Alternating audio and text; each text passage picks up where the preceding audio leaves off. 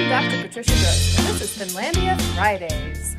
Welcome to Finlandia Fridays. My name is Michael Babcock. I am your host for this weekly interview series here at Finlandia University. This week, Finlandia Fridays might actually be known as Faculty Fridays, as we have Dr. Patricia Grosse here. Hi! Welcome to the show. Thank you. I'm really excited to be here. Yeah, and we're happy you're at Finlandia. This is another new person here at Finlandia this fall, so it's exciting. Welcome to the area. Welcome to the Q&A. How's it been so far? It's been really great, yeah. Good to hear. She is an assistant professor of philosophy here at Finlandia University, so kind of leading our philosophy program all the way from the ground up. So you're new here, you're new making this happen. Mm-hmm. Before we get into any of that other stuff, what is philosophy?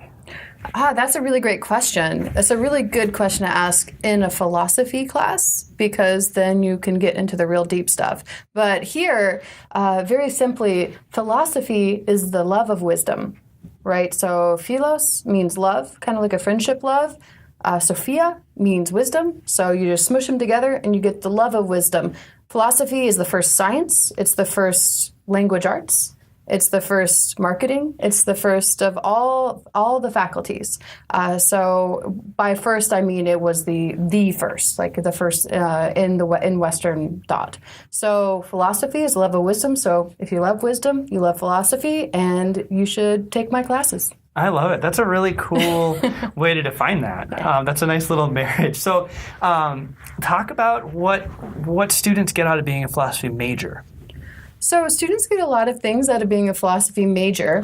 One is that we do a very intensive critical reading and analysis of difficult primary philosophy texts.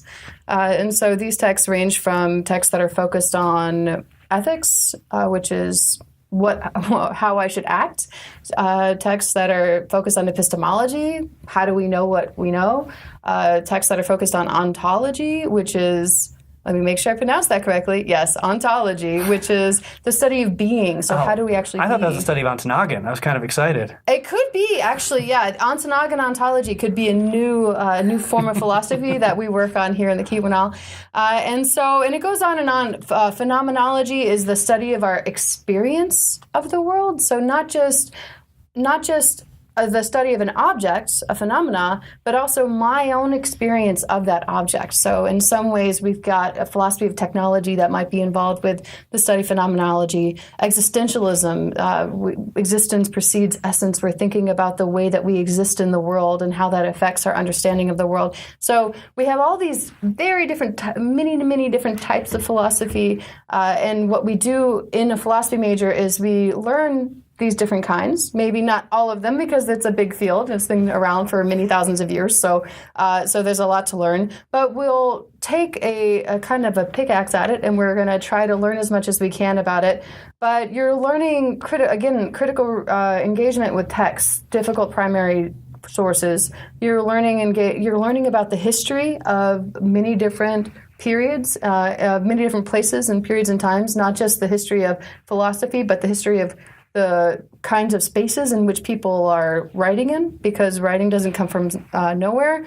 You're learning about gender. You're learning about our experience of the world. And so, yeah, there's a lot of reasons why you might be a philosophy major, and there's a lot of things that you're going to get from that major, and not just learning about wisdom, but you also learn a lot of practical things as well. I love everything you're saying, especially when I think of education and what it means to learn, what it means to be in a university setting and growing yourself in all these different ways, so much that has to do with philosophy.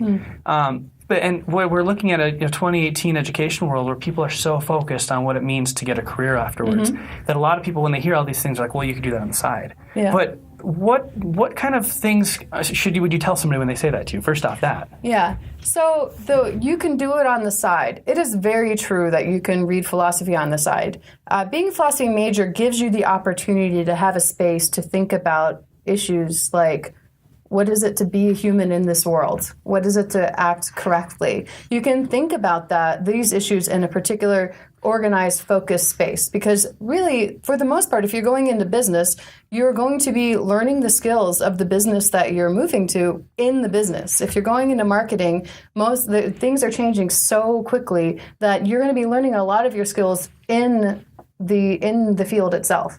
But what you're going to learn in philosophy is how to think on your feet in a lot of ways. Now, there are practical applications to philosophy. One is, if you're a philosophy major, the kinds of skills that you're practicing are very useful for taking things like the GRE, the MCATs, as well as the LSATs. So what do those tests get you into? I'm not familiar exactly what those terms could mean then. Oh, thank you so much. So if you want to go to graduate school, usually you'll have to take some kind of extra exam. So like a student may have had to take the SAT or the ACT to get into Finlandia. Yep. So if they want to be a doctor, they have to take the MCATs. Okay. Right? And this is an examination that you're tested on certain types of knowledge, but also like most tests, you're tested to see if you can take the test, right? Mm-hmm. And so if you want to be a lawyer, you take the LSATs, which involves a lot of higher order logic that you will be working on in philosophy.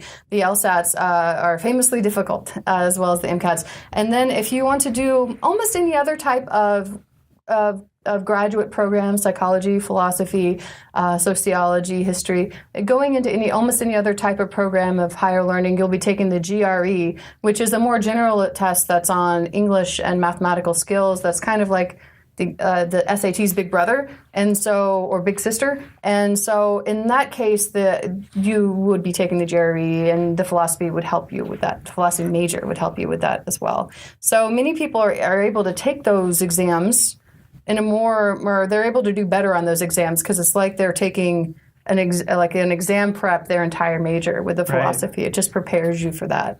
Awesome. And before we got live on the show here, we were actually talking a little bit about the fact that philosophy become one of those things that's a good starter for med school. Yeah. So not to be in med school, because in med school, obviously, that you're learning med school things, but also, you still have to take all of your med school requirement courses. But a lot of people that are also philosophy majors find that they're getting into med school, right? So a large percentage of med school people accepted into med schools are philosophy majors.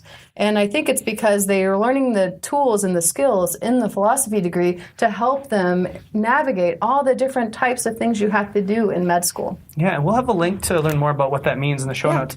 Check that out, read all about it, because it's really interesting, and it's one of those many things that just show that philosophy could mean whatever you want it to mean once you get there. Yeah, and so it's also a very rigorous discipline. So it's not that we are sitting around with our heads in the sky thinking about life, the universe, and everything. Sometimes we are, but we're also doing a lot of conversation. We're doing a lot of reading. We're doing a lot of writing. We're doing a lot of analysis that's going to help us think critically about concepts and ideas that are important to our everyday lives. Awesome. Let's go into the semester. Yes. What courses are you teaching this semester? So I'm teaching Introduction to Philosophy, which is Philosophy 101. Is the first question, what is philosophy?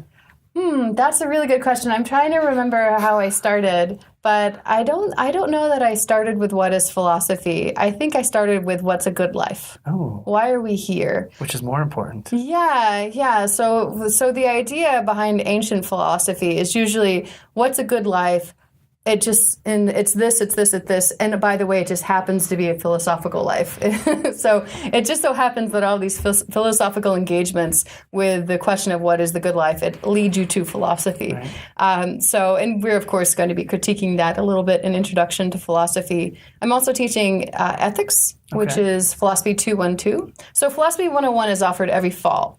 Right. So if you're listening to this and it's the spring, then you can register for the fall courses, and you can take my Philosophy 101 class again. But Philosophy 212 Ethics is offered every term, or at least in the fall and the spring terms. And in that class, we're learning about ethics, which is not necessarily how we know things. It's how should we act. And not just how should we act, but how do we know how we should act? What are the types of how do we decide whether an action is right or wrong?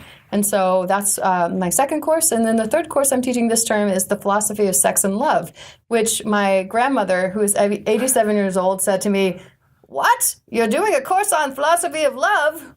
why would you do that? Love is love. And I said, but Nana, it's about sex too. And she says, oh, yes, that sounds interesting. But because for her, love is one thing, but sex is a very complex thing. And so, but in our class, in philosophy, sex, and love, we learned that actually it's all very, very complicated. And we have a kind of space to talk about it because it's something that affects our everyday lives. Excellent. Well, thank you so much for being on this week's episode. It's been a lot of fun to chat with you and get to know the philosophy program a little bit. Yeah. Thank you guys so much for tuning in this week. We will see you next Friday.